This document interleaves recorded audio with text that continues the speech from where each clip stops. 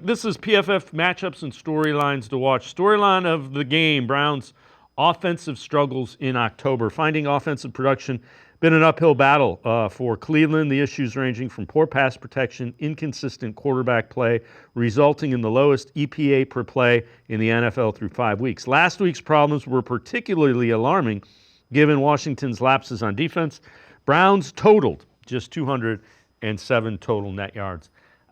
When I look at it, the problem is they're averaging 3rd and 8. And if you are 3rd and 8 in the NFL, you're going to get the kind of offense that we've seen the first 5 weeks in Cleveland.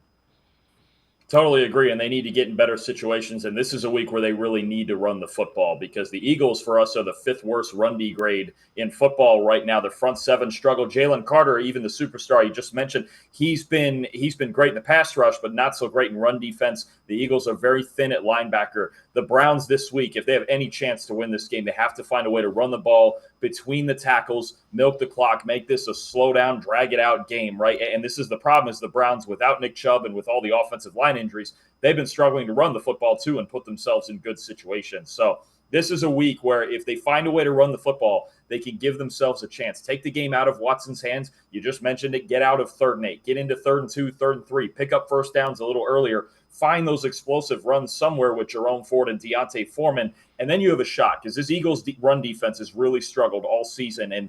And you know with their problems at linebacker and some of the lack of depth and some guys not playing great on the inside, there's an opportunity here. But the Browns have to be able to take advantage of it. If they don't run the ball in this game, they've got no shot. Yeah, and you know what's concerning?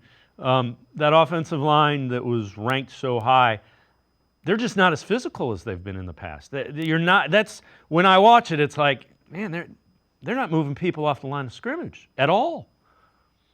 Yeah, I agree. And look, it's not a young offensive line either. And this is what would start to concern me is there's a lot of veteran players up front getting a little older. And look, they've been good for a long time, and we've seen through the injuries, it's been a problem of attrition and then performance. And honestly, it's very hard as an offensive line to function in the run game when you don't have an explosive passing game at all. It's the other problem is you got teams stacking the box, they're running into heavy boxes, and then in the run game in total, you don't have a Nick Chubb who is so much better at creating for himself than guys like Jerome Ford and Deontay Foreman either. So it's very much a combination of those two things that's causing problems. But up front, I would start to worry that this veteran offensive line is starting to age a little bit.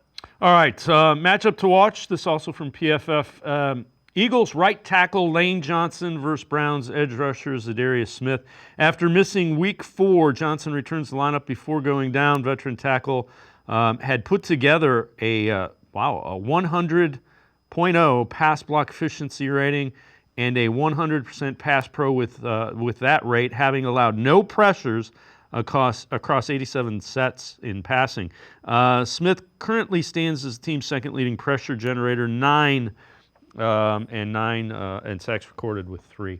That defense has been a little bit of a disappointment as well. Just giving up big plays, and they're getting gashed in the run game. So now Saquon Barkley, and he's been as good as anybody. Yeah, no, he has. And look, I think there's 2 prime matchups out there at offensive tackle. When you talk about Smith against Johnson, and Lane Johnson, I think, is a future Hall of Famer at right tackle. And on the other side, even with Myles Garrett and Jordan Mailata, who's very good in his own right. But they need somebody other than Garrett to step up because pretty much him and Jeremiah Owusu-Koramoah are the only guys really stepping up on a prime level for the Browns right now. And you look at Myles Garrett has 23 pressures this season.